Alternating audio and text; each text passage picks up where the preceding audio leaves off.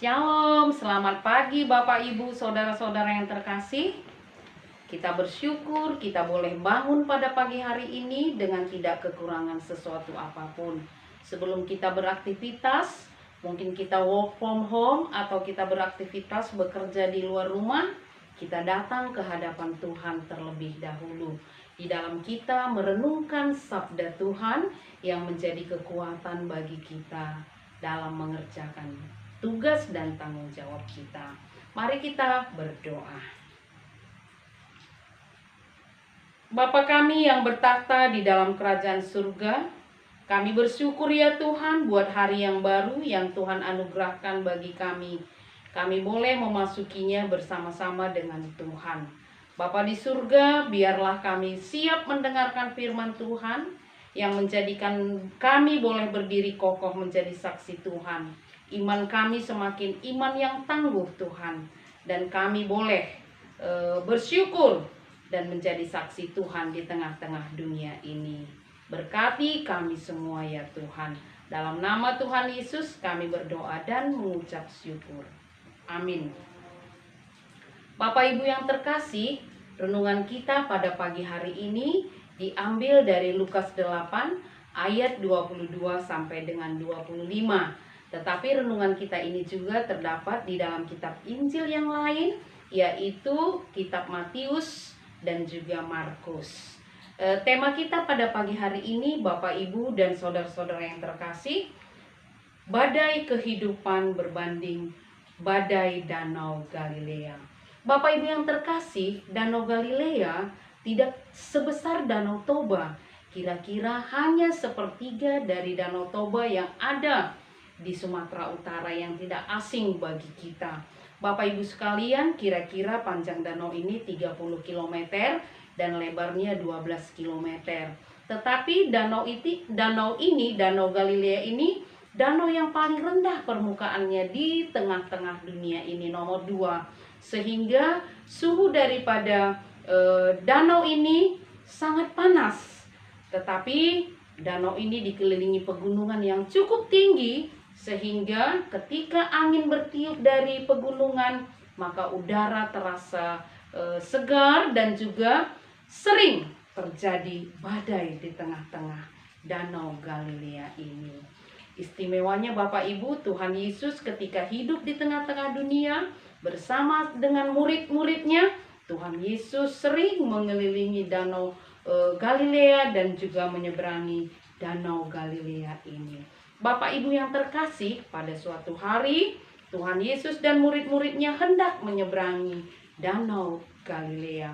Mereka memakai perahu, di mana perahu adalah simbol dari keluarga Kristen yang percaya, simbol dari keluarga Kristen yang taat dan memiliki iman. Nah, demikian perahu berlayar menuju seberang Danau Galilea. Tetapi ketika di tengah Danau Galilea terjadi gelombang yang sangat dahsyat, angin ribut Bapak Ibu sekalian, kapal terombang-ambingkan, bahkan air dari Danau Galilea sudah masuk ke dalam perahu tersebut. Padahal Bapak Ibu sekalian cukup diandalkan ya, dan tenaga profesional yang ada di atas kapal tersebut, yaitu murid-murid Tuhan Yesus yang profesinya adalah sebagai nelayan dan anak nelayan, yaitu Simon, Andreas, Yakub dan Yohanes.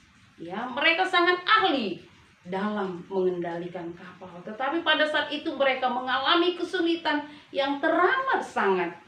Padahal Tuhan Yesus hadir di tengah kapal tersebut. Ya, saya mengingat juga ketika permasalahan bagaimana memberi makan 5.000 orang.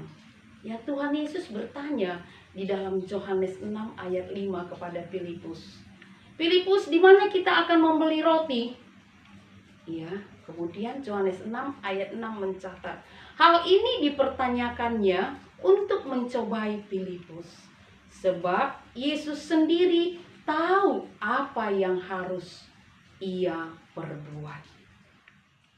Bapak Ibu yang terkasih, ternyata ilmu pengetahuan, keterampilan, pengalaman, kekayaan, jabatan, bahkan kedudukan, ketenaran, ternyata bukan menjadi jawaban dalam badai-badai kehidupan yang terjadi. Bapak Ibu yang terkasih, kesulitan tidak teratasi, belum teratasi, sehingga murid-murid berseru, "Tuhan, tolong kita binasa." Kemudian mereka berseru lagi, "Guru, tidakkah engkau peduli kita binasa?" Tuhan Yesus terbangun dan menghardik badai tersebut dengan menyatakan, "Diam dan tenanglah." Dan berkata kepada murid-muridnya, "Mengapa kamu tidak percaya? Mengapa imanmu kecil?" Murid-murid melihat yang terjadi, terheran-heran dengan badai yang tenang terjadi oleh hardikan Tuhan Yesus. Mereka bertanya dalam hati, siapakah orang ini? Siapakah Tuhan Yesus? Bapak Ibu, tidak peduli badai kehidupanmu, badai yang terjadi di tengah-tengah dunia ini, terkhusus pada masa kini, masa sekarang, pandemik melanda negara kita, negara Indonesia. Pemerintah sedang berjuang untuk mengatasinya. Bahkan juga seluruh dunia dalam pandemi COVID-19. Ya, bahkan juga dampaknya yang luar biasa terhadap anak-anak kita, generasi muda di dalam terkhusus dunia pendidikan.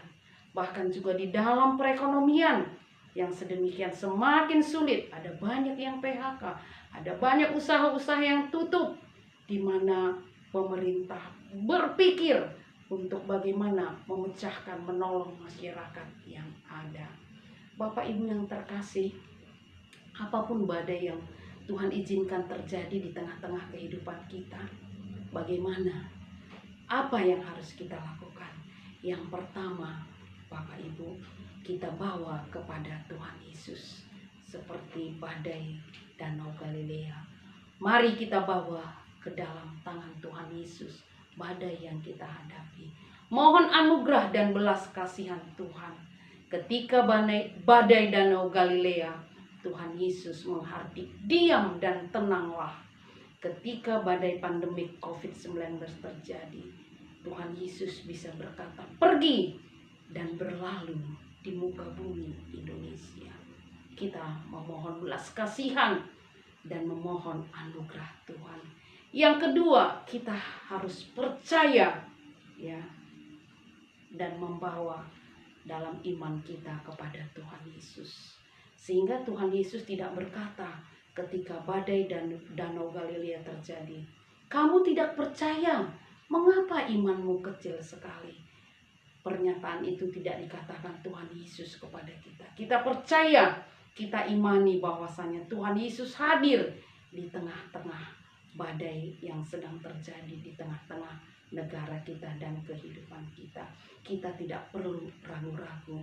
Bagaimana kita ragu sedangkan Tuhan Allah sendiri tidak ragu untuk mengorbankan anaknya Yesus Kristus mati di kayu salib untuk menebus, menyelamatkan kita.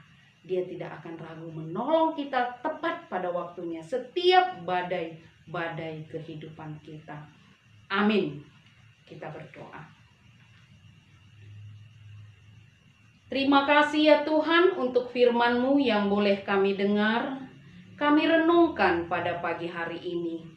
Bahwasanya Tuhan, ketika badai-badai kehidupan terjadi di hadapan kami Tuhan, kami membawanya ke hadapan Tuhan. Dan juga Tuhan, kami percaya Engkau sekali-sekali tidak membiarkan meninggalkan kami. Kami memiliki iman percaya, tepat pada waktunya Tuhan menolong. Engkau telah berkarya menyelamatkan kami lewat Putra-Mu yang tunggal Yesus Kristus. Oleh karena itu Tuhan, kami tidak ragu-ragu meletakkan hidup kami, masa depan kami ke tangan Tuhan. Masa depan keluarga kami, masa depan pemerintahan kami, masa depan bangsa dan negara kami serahkan ke dalam tangan Tuhan. Tuhan yang menolong kami menjadi berkat dimanapun kami berada. Dalam nama Tuhan Yesus Kristus kami berdoa. Amin.